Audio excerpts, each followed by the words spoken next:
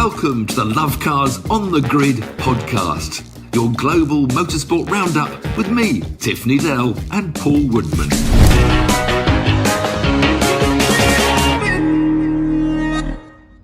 Welcome to Lovecars on the Grid. He's half asleep. Your global motorsport podcast roundup. We did plan on doing a live video tonight, hence why we're in a Starbucks car park, because we've been filming all day. So sorry this is a little bit late, but it's an action-packed podcast. We got Formula One from Down Under in Australia, Indycar from Long Beach, USA. And IMSA, thank you very much. Formula E from Rome. What else is going on? Moto GP, where was that? Circuit of America. Thank you very much. Coys and Superbikes from Spain as well. And NASCAR from... Martinsville. I like NASCAR because there's a big punch up, which is quite funny. But first, Formula One, it was... No, first. I know there's a lot, but the reason why it was a lot last weekend and we're not quite sure what happened is that we were both racing this weekend and... Even more important, this is building up. Drum roll, drum roll, drum roll. In the Caterham Roadsport car, Paul Woodman had a podium. But sadly, you didn't actually get on the podium, I understand. I never stood on the podium. It was... I knew I had it because I got a fourth place. Good race. I really enjoyed it. It was at Brands Hatch, the Indy circuit. I knew I had the podium because I could see one of the guys on the restart. You just got a podium. That's enough. You got a podium. Yeah, there's a lot to talk about. There's something else to talk about. I was racing at Goodwood. No, not that. Look in the back. We've got Elliot in the back. Elliot's in the back. He's actually a racing guru. And I was racing at Goodwood. Elliot's in the back. I got from 15th to 7th before Capri. And Goodwood, what a wonderful weekend. I was there all weekend. So that looked amazing. A members meeting at Goodwood. Catching up to watch the Formula One and watch the Moto GP and watch everything. But you upset our friend Elliot because he desperately wanted you to drive his Porsche Group C car. And the Goodwood fraternity didn't allow you. Yeah, I was really disappointed. Not you, Elliot. The other. Get out the back of the shop, for goodness sake. Go back in, that's it. Let's get on with Formula One, because that's what most people want to know about. Most people should be happy, I think, because I think most of the Brits, it might have upset, the Red Bull lost its wings a bit, didn't it? And Max broke down. I feel sorry for him. I don't want any car to break down. I don't want any car to lose through it made the race a bit dull up front, but it was another amazing display by Ferrari up front. It's all about Charles LeClerc, isn't it? Poor old Carlos, he had a problem as well. Carlos Sainz, he qualified badly. The first was a red flag, but his next lap he didn't get a good lap in, and then he ended up 9th, and then he ended up crashing, trying to come back through the pack. So Carlos is rattled. And I am one who said earlier on the first podcast that Leclerc would dominate in Ferrari, that he just had an off year last year. I did say Carlos would beat him only because, I like him a lot, and two, I wanted to be the opposite to you. That was the only reason, really. But a second retirement for poor old Max. So he's just had the one win and 2 retirements, and he's all looking a bit despairing. But Mercedes... Sergio recovered something for Red Bull to finish second, which, But it was very flattering for Mercedes, wasn't it? It was much tighter back there than the scoreline showed, because it was quite flattering for Mercedes. 3 and 4 got the podium. George Russell pipped. Pip Lewis only through a bit of luck with the safety car. Yeah. But the funny thing is, they complain about porpoising a lot, saying that's if they get rid of their porpoising, Mercedes will be quick. You actually watch the racing, it's the Ferrari that porpoises more than anybody else. There's one moment, I think, that opening lap when he made a bad restart and Max nearly had him, and Leclerc went over a bump braking for turn. One of the thing was leaping up and down. So bizarrely, they seem to be able to, the drivers of the Ferrari seem to be able to live with porpoising.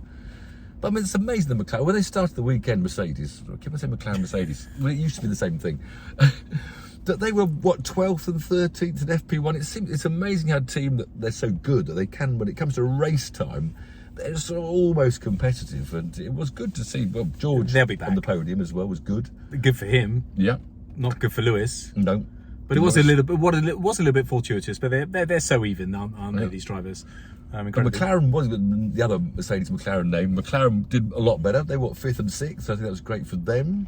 Lando looking good. Ricardo probably disappointed to have to follow his teammate, especially in his homeland, home Grand Prix.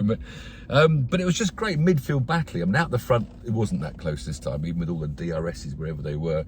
In fact, I said before that changed the circuit. It didn't make any difference at all. The overtaking was still done in the same place as it was before the end of the second DRS. So DRS didn't really do much in Australia. Well, there was more, you say that, but there was more overtakes this weekend, yesterday, than there were a couple in more. previous The cars years. do follow closer. The mid-pack, and that was the great thing. And the great thing about the mid-packs I saw, because, it was Ocon was 7th, wasn't he? Bottas 8th, so that was Alpine, Alfa Romeo, Gasly 9th. And sort of 8th, who was 8th and 9th? I forget who was 8th and 9th. Gaddy's 7th, I've written it down. All the who was 8th and 9th, 7th and 8th and 9th? Oh, they were 7th, 8th and 9th, the ones I've just read out. I told you, I made my notes, it's coming. But It's been a long day. the greatest drive of the day was, Alonso. no, Go on. Alex Albon. Scoring a point from Williams. last on the That was, grid. you're right, actually, and that was Did the brilliant. whole race You're right. on one set of tyres. They Yeah. dived in. It was the good news. The good to get Williams to get a point was really good. And they look so happy. It's and it amazing. made it 8 teams in the top 10. Incredible. And that was fantastic. Only Haas and Aston Martin. What a way out of just weekend, disastrous weekend. And Sebastian Vettel, I question what he's doing there. He's so bothered with his political worries, which is great, the fact he campaigns for all sorts of things, but he doesn't seem, he crashes when he missed the first 2 races That was because an of COVID. odd crash, wasn't it? Well, he just caught them a bit of opposite lock and then he was off. And then the second crash, his crash in qualifying went off with a fast kink. And then that was his second crash in the race was caused by a good curb. That's what curbs should do. If you go out wide over them and abuse the curbs, you deserve to get spat into the wall. Yeah. I thought Alonso had a good race. I'll be the first to admit I wanted him to drop out of Formula 1 and give one of the new young talents a go, but he was really good, really aggressive. McLaren McLaren are pipping Red Bull now with what are they called? Pit stops. That's it. Oh, you and your pit stop times. 2.5 seconds, McLaren, because they're heavier now. The wheels, so it's slower. The pit stops. I want to do times those pit stops. Is it from wheel stop to wheel move? Is that it? Do you know? Technical man in the back. I'm pretty sure it's from car stop to car moved. Yes, a wheel stop to Yeah. wheel. So who's doing that? A person on a stopwatch or an electronic timer? It's got to be electronic. There's no way a human could measure it that quickly. So each pit has got an individual camera recording when the wheels stop and the wheels move again. Yeah. Let us know in the comments. Let us know. Okay, you can go back out of shot now. Thanks. Before I do, Yes. fun fact, Charles LeClerc got a Grand Slam this weekend. Yep. Anytime a driver's got a Grand Slam in a season, they've gone on to win the championship. Ooh. So Pole position, What's a fastest Grand lap, and the win. That's what the Americans call a sweep. Sweep the week. I don't like Grand Slam because a Grand Slam for me is like we like tennis, we like Yeah, golf. A Grand Slam is winning the major open in 4 different countries. If you're going to introduce this to our conversations, you use the word sweep. Yeah, he's just listening to bloody Crofty, isn't he? That's all he's listening to. how dare you? It's a Grand Slam. Reddit, but I'll get back in my corner. Thank you. Bye.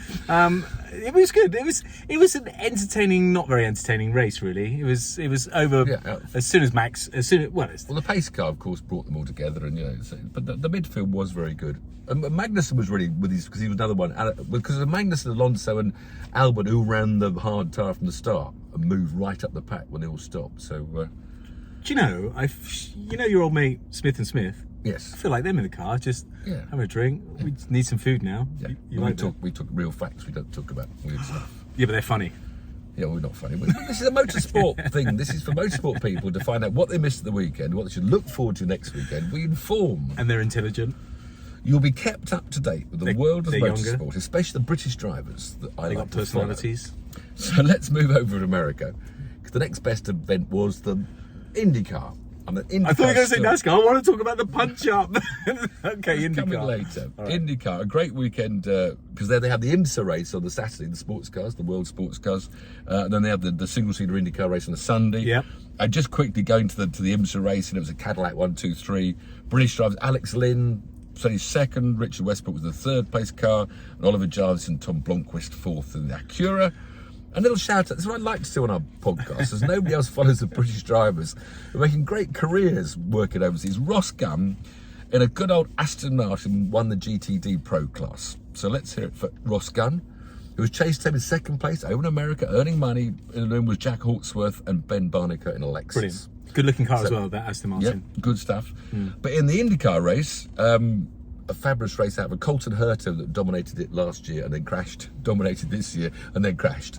And it's incredible. You imagine this in Formula One, because those boys, it's a very physical car. It's very much a driver's formula. As I always say to IndyCar, it's not so much the team you're in, you all got the same cars. And both Colton Herta crashed, just trying to keep the pace up before he went in for a a wheel change. And Marcus Ericsson, running third, just hit the wall with a wheel, out of the race. So 2 of the top 3 went out through driver error, which you hardly ever see in Formula One. And in the end, it was a fantastic last few laps with Joseph Newgarden won, the American from Romain Grosjean. Got to be fans from Britain for Grosjean. Always thought he was a great driver. He was actually chasing up. Alex Palou, the Portuguese kid, came third, who was the champion. Portuguese? Yes, I think I got that right. Spanish? Pork and cheese.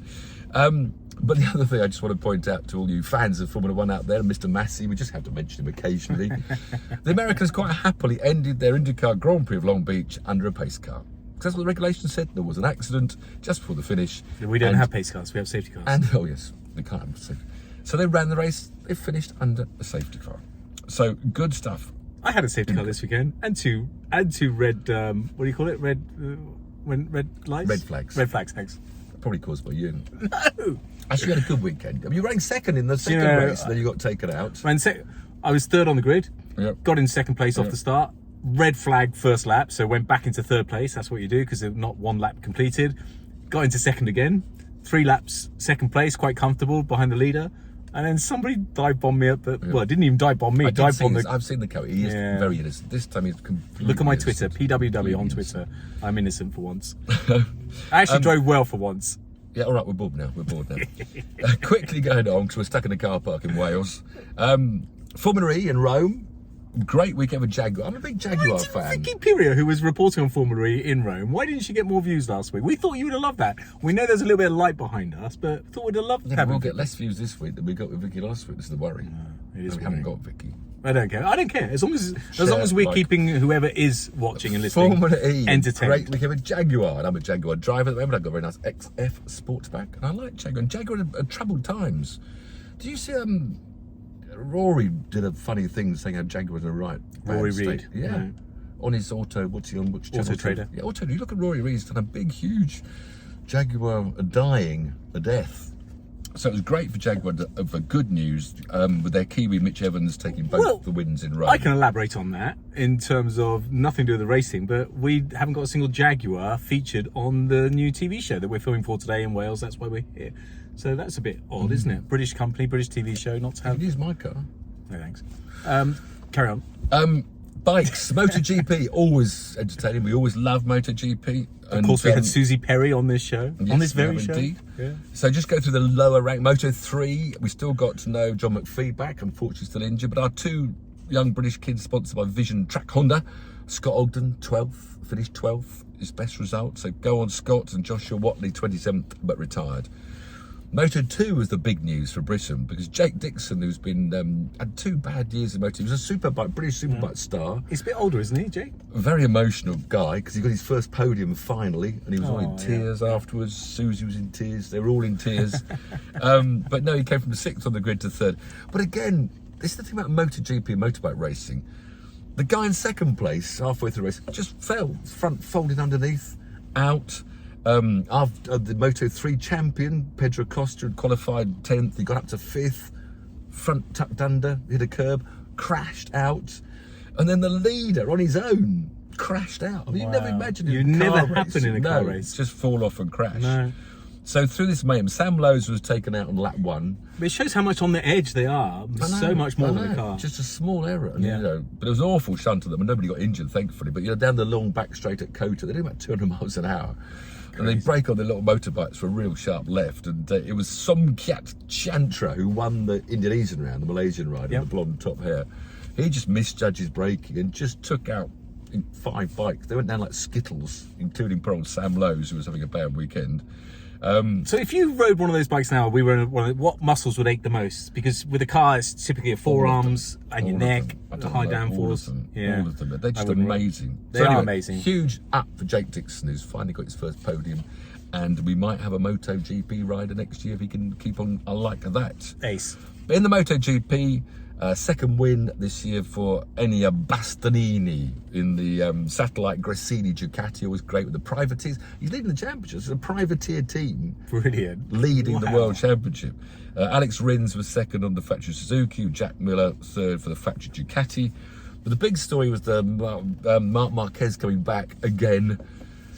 You've seen that high side in the qualifying in Indonesia when he was flipped up in there. I did. Horrible. It's just horrid. It wasn't that badly injured, but he got home. He had this double vision return, which he had from a year ago from his concussions. So he missed 1 Grand Prix. Back this weekend, qualified 9th. But then at the start, I don't know what stalled, or he had a stall failure, but he just went to the back to last place and came through to finish 6th. So the good news story was Marc Marquez back on the pace for in his Honda. Good. So Moto GP. What else we got? Superbikes in Spain. Well, now, you're going to remember this because you probably thought that Turkish guy, you know his name, don't you? You know it, you remembered it. Takiaki Can we miles off? Vradiatsu.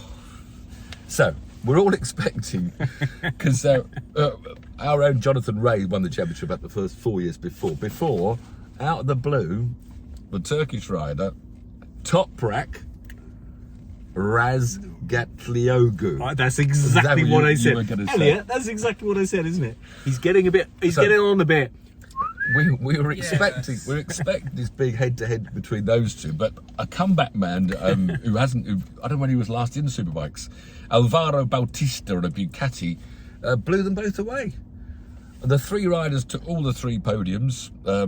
Bautista had 2 wins in the second, Jonathan Ray had 1 win in 2 seconds, and Toprak had 3/3. So you are very good with your pronunciation. You should do this for a living. I tried to learn them. So Superbikes were really entertaining in Spain. NASCAR was very interesting. Well, the Xfinity race, the boost. Explain. Well, the Formula 2 race, the Xfinity boys, with Ty Gibbs, he's about 18 or 12. I'm not sure how old he is. He looks about 12. Anyway, they had a big barging match. They had this system at each race. Maybe it's not each race, I only caught up with it. 4 drivers were nominated. For the first of those 4 to finish, got $100,000. Wow. So this Ty Gibbs kid that won a previous race, he was leading, but he got nudged aside by his teammate who went on to lead. And then someone else that was going for the 100,000 removed Ty Gibbs on the last lap. It was only a small nudge, which they do, because it's a half-mile Martinsville, one of these tracks with all pushing and nudging. And anyway, Ty Gibbs took a bit of objection to this. He kept his crash it on, and just after the other guys got his off, in he goes with the fists. It's a bit naughty having a punch up with someone. You've got a crash helmet on, so you can't be hurt, and you're punching someone else. But I don't know whether he's going to get penalised. The funny thing is, he's very religious. A lot of the Americans, they are incredibly born-again Christians. And when he wins his races, this kid who's 18 or 12 looks at the, he says, I'd like to thank the Lord for giving me this win.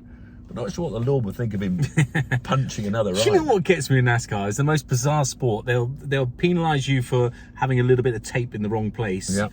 In the race, but they knew. I mean, it's obvious. You could see it in the pits. They were right in each other's faces. There was going to be a punch-up, and no one intervened. They just said, "I'll get on with it." And then they tried to hold them. After he threw the first punch. That's good. That was funny. We like a bit of that, actually. Well, we don't condone violence in any manner at all. Absolutely no way. However, if you got carried away as a racing driver, a little slap, you'd be banned for a year. Did I tell you what happened this weekend? I was slapped. No, I called someone a knobber, and I got called up for doing that. But he was a knobber. I didn't call him a knobber. I was talking to my friend. Again on our video.